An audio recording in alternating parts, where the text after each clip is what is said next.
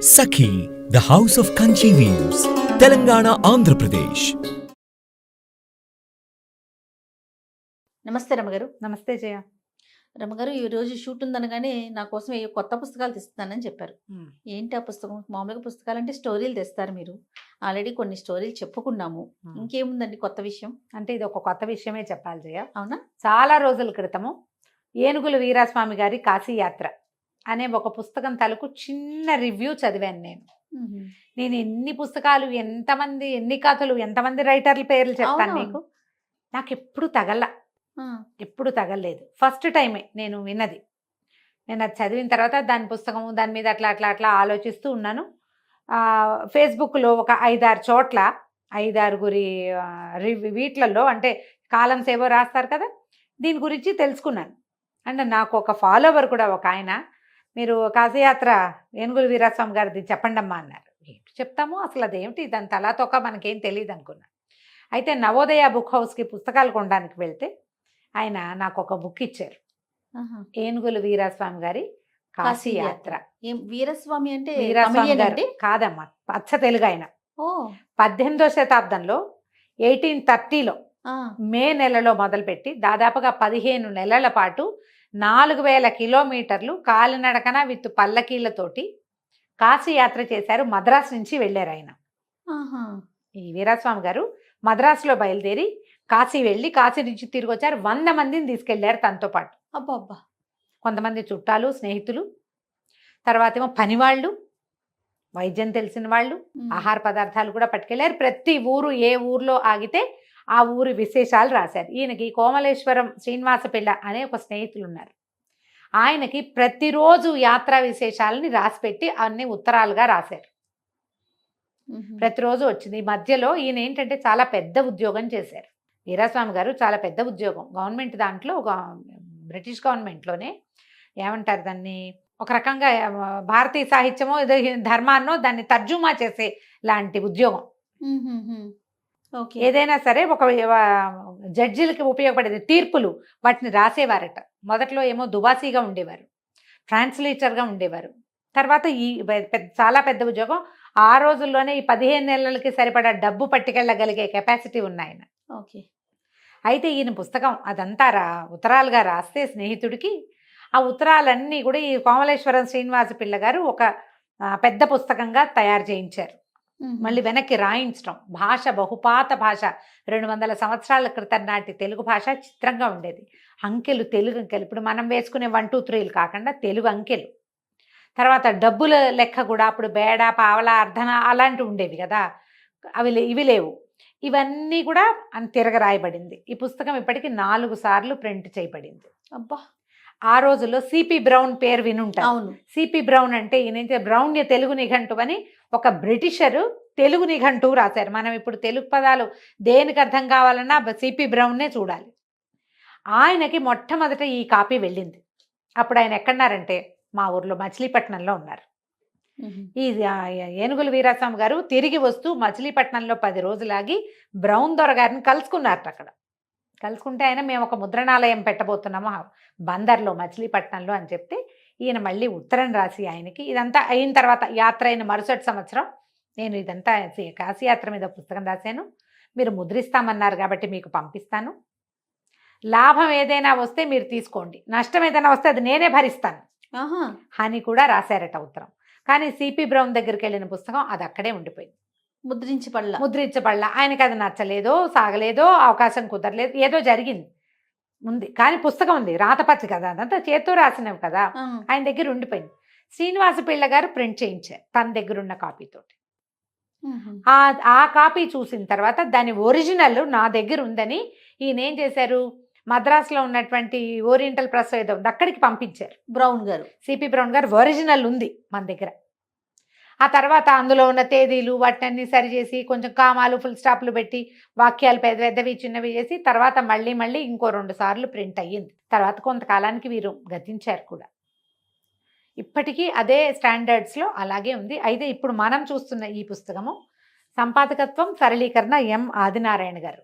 వీరు కూడా సొంతంగా యాత్రికులే, మంచి పుస్తకాలు రాశారు. యాత్రా సాహిత్యం చాలా ఆసక్తి వీరికి. అయితే ఈయన ఆంధ్ర యూనివర్సిటీలో ఉన్నారు. ఓహో. అయితే ఈయన ఏం చేశారంటే దీని మీద రాయాలని ఆయన భావించారు. ఒకళ్ళిద్దరిని ప్రపోజ్ చేశారట పెద్ద పెద్ద వాళ్ళకి, మీరు రాయండి అంటే ఎవరు దానికి పూనుకున్నట్టు కనపడలేదు. ఈయన ఆ పుస్తకాన్ని ఒరిజినల్ని సంపాదించి చాలా జాగ్రత్తగా దాన్ని సెట్ చేసి కొన్ని తగ్గించవలసిన చోట కొంచెం తగ్గించి లోకల్ భాష మనం మాట్లాడుతున్న అర్థమయ్యే భాషలోకి దీన్ని కొంచెం సరళీకరణ చేశారు, పాత భాష కాకుండా. మధ్య మధ్యలో ఆయన కొన్ని ఫోటోలు వీటన్నిటికీ కూడా లండన్ వెళ్ళి అక్కడ ఉన్నటువంటి వాటిలలో ఉన్నటువంటి ఫోటో తీసుకొచ్చారు. అక్కడ మ్యూజియంలో అక్కడ ఉన్నాయి కదా, అక్కడ గ్యాలరీస్లో ఉన్నవి అప్పుడు తీయబడినవి 18వ శతాబ్దంలో తీయబడిన ఫోటోలను కూడా తీసుకొచ్చి ఇందులో పెట్టారు ఈ బుక్లో. తర్వాత ఈయన సహజంగా ఆర్ట్ డిపార్ట్మెంట్లో ఉన్నారు కాబట్టి చిన్న చిన్న పిక్చర్స్ అవి తను వేశారు స్వయంగా. వీరితో మాట్లాడాను కూడా. ఏనుగుల వీరాస్వామి గారి కాశీయాత్ర 4000 కిలోమీటర్ల తీర్థయాత్ర. ఈ ఎం ఆదినారాయణ గారు ఈ పని చేశారు. అయితే ఈ పుస్తకం నేను కొనుక్కొని చదువుకోవచ్చు జయ. మనని ఫాలో అయ్యేవాళ్ళు, మనం ఏదైనా ఒక నావెల్ గురించి చెప్తే ఆ నవల కొనుక్కుని చదువుతున్న వాళ్ళు లేదా ఎక్కడైనా సంపాదించి చదివే వాళ్ళు చాలా మందే ఉన్నారు. యాత్రా సాహిత్యం ఏంటంటే పురాతనమైనదే. మనకి కాశీ మజిలీ పుస్తకాలు చదువుతామా? ఈ యాత్ర తర్వాత కాశీ మజిలీ పుస్తకం వచ్చింది. దీని అంతకంటే ముందు రేపు 30కి, ఇప్పుడు మనం 24లో 30కి 200 సంవత్సరాలైంది వీరు యాత్ర చేసి. 200 సంవత్సరాల క్రితం ఏ అవకాశాలు లేని కాలంలో 100 మందిని, ఆ రోజులో 60 సంవత్సరాలు దాటిన వాళ్ళ అమ్మగారిని కూడా తీసుకెళ్లారు. పల్లకి పెట్టారు, వాళ్ళ అమ్మగారిని భార్యని కూడా తీసుకెళ్లారు. ఈ పుస్తకం కొనిపించి చదివించాలని నా వంతుగా నేను కూడా ఒక 10 పుస్తకాలు కొనుక్కునేందుకు కారణం అవ్వాలన్న కోరికతోటి ఇది చెప్పాలనుకున్నా. చాలామంది యాత్రా సాహిత్యం మీద ఆసక్తి ఉన్నవాళ్ళు, కాశీయాత్ర గురించి ఐడియా ఉన్నవాళ్ళు కొనుక్కుని చదువుతూ ఉండుండొచ్చు. ఎవరెవరికి తెలీదు. ఎందుకంటే నేను చాలా ఒరేషియస్ బుక్ రీడర్ అని పేరున్న నేనే విపరీతంగా చదివేదాన్ని. నాకు చాలా కాలం వరకు ఇది తెలీదు. నాలాగా తెలియని వాళ్ళు చాలా మంది ఉంటారు. చక్కటి భాషలో ఈయన ఎక్కడి నుంచి, దీని నుంచి బయలుదేరారు, మద్రాసు నుంచి. మొత్తం ప్రయాణంలో ఉన్న అన్ని ఊళ్ళల్లో ఉన్నటువంటి సోషల్ ఇవి కూడా ఆనాటి సాంఘికమైన కార్యక్రమాలతో సహా రాయబడి ఉంది. మొత్తం ఎక్కడెక్కడ ఏమేం పనులు చేశారు, ఏ ఊళ్ళు చూశారు, ఎలాంటిది అర్చనలు జరుగుతున్నాయి, ప్రజలు ఎలా ఉన్నారు, వాళ్ళ సాంఘిక జీవనం ఎలా ఉందో అదంతా చెప్పబడింది. ఇందులో దాదాపు 1000 కిలోమీటర్ల నౌకాయాత్ర ఉంది. ఓహో. వాళ్ళు షిప్లో కూడా సముద్ర ప్రయాణం కూడా చేశారు. అంటే ఏమన్నా జల ప్రయాణం కూడా చేశారు, రోడ్ల మీద కాకుండా. అవకాశం ఉన్న వాళ్ళు తప్పకుండా చదవవలసిన పుస్తకం. అయితే ఆదినారాయణ గారు ఇంకో పని చేశారట. ఆయనతో మాట్లాడినప్పుడు చెప్పారు, ఈ 4000 కిలోమీటర్లు ఈయన ఎలా వెళ్ళారో ఒక బైక్తో తన స్నేహితుడితో కలిసి ఈయన వెళ్ళిన మార్గంలోనే ఏనుగుల వీరాస్వామి గారు ఏ మార్గం గుండా ఎలా ఏ ఊళ్ళు దాటుతూ వెళ్ళారో వీరు కూడా అలాగే ప్రయాణం చేసి వచ్చారు. ఆ ఎక్స్పీరియన్స్ ని ఫీల్ అయ్యారు. ఈయన మచిలీపట్నం వెళ్ళటం నాకు చాలా సంతోషం కలిగించింది. 10 రోజులు ఉన్నారట బందర్లో. యాత్రికులు ఇంతమంది, పల్లకి మోయటానికి బోయిలతో సహా వంట చేసేవాళ్ళు అందరినీ తీసుకుని 100 మందిని. ఎంత గొప్ప విషయం కదా రమ్మగారు.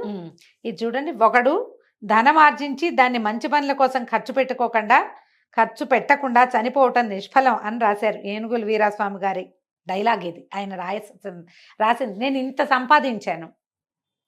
ఇంత సంపాదించి ఆ రోజుల్లో ఇప్పుడు ఐఏఎస్ల కంటే ఎక్కువ సంపాదన అట అది. అంత సంపాదించి నిష్ఫలం ఎందుకు చేసుకోవాలి? కాశీయాత్ర నేను ఎందుకు చేయకూడదు? నాతో పాటు మన ఆశ్రితులందరికీ నేను ఈ సహాయాన్ని ఎందుకు చేయకూడదు? ఈ ఫలాన్ని వాళ్ళందరితోటి ఎందుకు పంచకూడదని పని వాళ్లతో సహా అందరికీ కాశీయాత్ర ఫలితాన్ని పంచారు. బోలెడంత గంగా జలాన్ని తెచ్చారట. అప్పట్లో కాశీ వెళ్తే గంగ తెచ్చుకోవాలనుకునేవాళ్ళు. ఈ కాశీయాత్ర అనగానే మరణం కోసం వెళ్లే వాళ్లే ఉండేవాళ్ళు ఆ కాలంలో. తిరిగి వచ్చి దాని మీద ఒక పుస్తకం రాసి దాన్ని ప్రజలకి యాత్ర ఎలా వెళ్లాలో, మనిషికి ఎంత తెగింపు ఉండొచ్చో చూపించిన వారు ఏనుగుల వీరాస్వామి గారు. ఆయన గురించి చదవండి, తెలుసుకోండి. యాత్రా సాహిత్యం తెలుగు యాత్రికులలో మొట్టమొదటి అద్భుతమైన యాత్రికులు ఈయనొకరు. అది మాత్రం రాయబడి ఉంది. ఎంత చక్కగా ఉందంటే ఊర్ల పేర్లు, అసలు ఆ దారులు ఎక్సలెంట్గా ఉంది. ఈ ఫోటోలు కూడా మంచి మంచి ఫోటోలు పెట్టారు మధ్యలో. ఇగో ఏనుగుల వీరాస్వామి గారిని ఫోటో చూడండి. కనిపిస్తుంది కదా క్లియర్గా. వీరి ఫోటో కూడా చాలా బాగా చేశారు. ప్రయత్నం చేయండి, ప్రతి చోట దొరికేస్తుందండి మీకు. ఆన్లైన్లో బ్రహ్మాండంగా దొరుకుతుంది. ట్రై చేసి చూడండి. ఇదిగో సంపాదకత్వం సరళీకరణ ప్రొఫెసర్ ఎం ఆదినారాయణ గారు, ఎంఏ ఎంఎడ్ పిహెచ్డి. సూపర్. వీరు రాసిన పుస్తకం. ఇగో కోమలేశ్వరపురం శ్రీనివాస పిళ్ళ కోసం. వీరి స్నేహితులు, వీరస్వామి గారి స్నేహితుడు ఈయన శ్రీనివాస పిళ్ళ ఆయన అక్కడ ఎక్కడెక్కడ యాత్రా విశేషాలన్నీ రాసి పంపించండి అయ్యగారు అని ఈయన అడిగితే ఆయన ప్రతిదీ ఆయన రాస్తే ఆ రాసిన ప్రతి దాన్ని గ్రంథీకరణ చేశారు. ఆయన ఇలాంటి ఎంత మంచి స్నేహితులు, స్నేహితుడు. ఇలాంటి అద్భుతమైన స్నేహితులు ప్రతి వాళ్ళకి ఉండద్దు మరి కదా. అంతే కదా. చాలా బాగా చక్కగా డాక్యుమెంటేషన్ జరిగింది. ఇప్పటికీ ఈ పుస్తకం మళ్ళీ మళ్ళీ ప్రింట్ అవుతూనే ఉంది. ఆదినారాయణ గారు రాసిన ఇంకా కొన్ని పుస్తకాలు కూడా ఉన్నాయి.